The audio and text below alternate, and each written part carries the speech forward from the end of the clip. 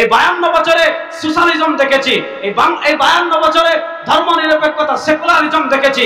কোন তন্ত্রমন্ত্র বাংলাদেশের মানুষের অধিকার প্রতিষ্ঠা করতে পারে নাই, কোন তন্ত্রমন্ত্র খুন বন্ধ করতে পারে নাই, কোন তন্ত্রমন্ত্র চাঁদাবাজি বন্ধ করতে পারে নাই, কোন তন্ত্রমন্ত্র টেন্ডারবাজি বন্ধ করতে পারে নাই, কোন তন্ত্রমন্ত্র ধর্ষণ বন্ধ করতে পারে নাই, কোন তন্ত্রমন্ত্র ব্যাংক ডাকাতি বন্ধ করতে পারে নাই, কোন তন্ত্রমন্ত্র বিদেশের টাকা পাচার বন্ধ করতে পারে নাই। সব তন্ত্রমন্ত্রের খেলা বাংলাদেশে শেষ হয়ে গিয়েছে।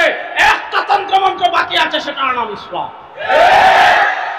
একটা তন্ত্রমন্ত্র বাকি আছে, সেটার নাম যুবকরা বলে না রে, এক তন্ত্রমন্ত্র বাকি আছে, সেটার নাম জোরে বলেন, এক তন্ত্রমন্ত্র বাকি আছে, সেটার নাম আরো জোরে বলেন, এক তন্ত্রমন্ত্র বাকি আছে, সেটার নাম এই ইসলাম। আমাদের দেশের সংবিধান হোক, কোরআন আমাদের দেশের সংবিধান হোক, একমত আছেন না নাই?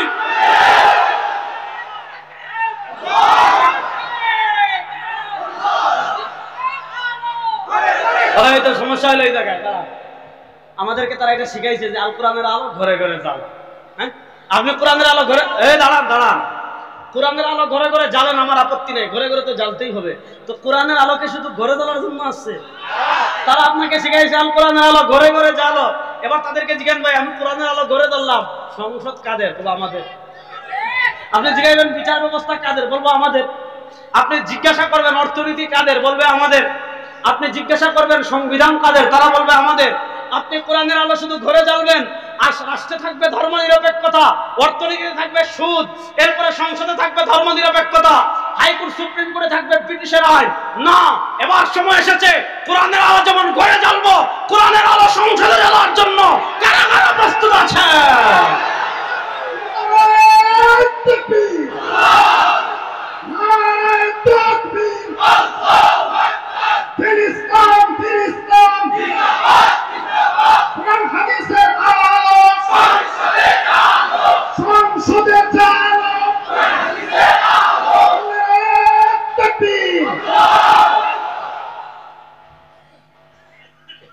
দেখেন, আমি এত কেন কথাগুলো বলছি, কারণ আমাদের মাথায় ধর্মনিরপেক্ষতার ভূত এমন ভাবে চাপিয়ে দেওয়া হয়েছে। এই মুক্তিযুদ্ধের শুনেন, আমি পলগ্রাউন্ড মাঠে বাংলাদেশের নাস্তিকদেরকে 1 কোটি টাকার চ্যালেঞ্জ করেছিলাম। আমাদের মুক্তিযুদ্ধের চেতনা কখনো ধর্মনিরপেক্ষতা ছিল না। যেটা বলেন, আমাদের মুক্তিযুদ্ধের চেতনা কখনো ধর্মনিরপেক্ষতা ছিল। দেখেন, আমাদের বিজয় কি খালি 71-এ হয়েছে? 71-এর আগে আমাদের আরেকটা বিজয় আছে না নাই? 47-এ। বলেন কত? 47, 71, 24, এই 3 বিজয় আমাদের। দেখেন, আমাদের দেশে খালি আপনি 71-এর স্বাধীনতার কথা শুনেন, কিন্তু 47-এর আলোচনা শুনেন না। কেন জানেন? 47-এর স্বাধীনতা করেছে আলেমরা। এখন 47-এর স্বাধীনতার কথা বললে আলেমদের অবদান চলে আসে। এজন্য এই নাস্তিকরা 47-এর ইতিহাস ভুলিয়ে দিতে চায়। আমরা অত্যন্ত সহজ করে আপনাদেরকে বলি, বিরক্ত হচ্ছেন না তো? ওয়াজ তো শুরুই করলাম না এখন।